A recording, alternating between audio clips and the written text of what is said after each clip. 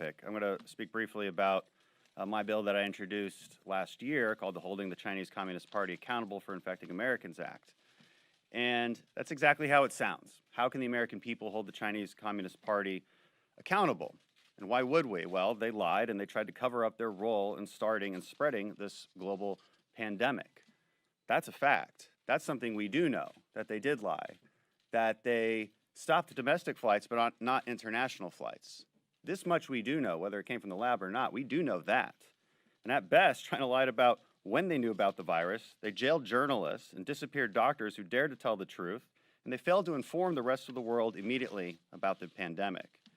Now, at worst, even though a year ago the press smeared anyone who said this was as a conspiracy theorist, China did all of this because they knew the virus escaped the Wuhan Institute of Virology, and they were directly responsible for the COVID-19 pandemic.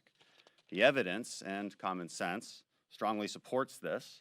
We need a full investigation into the origins of the pandemic so we can get to the truth. But the bottom line is that China is at fault for this. People died and lives were destroyed, and Americans should have the right to sue the Chinese government. Right now, China is protected from Americans suing them under the Foreign Sovereign Immunities Act, which limits legal action in the United States courts against foreign states.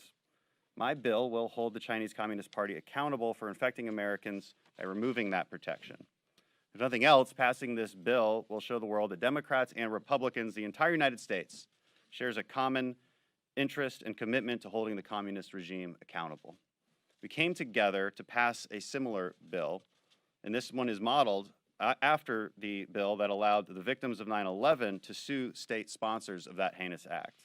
We should come together again as Americans to hold Beijing accountable.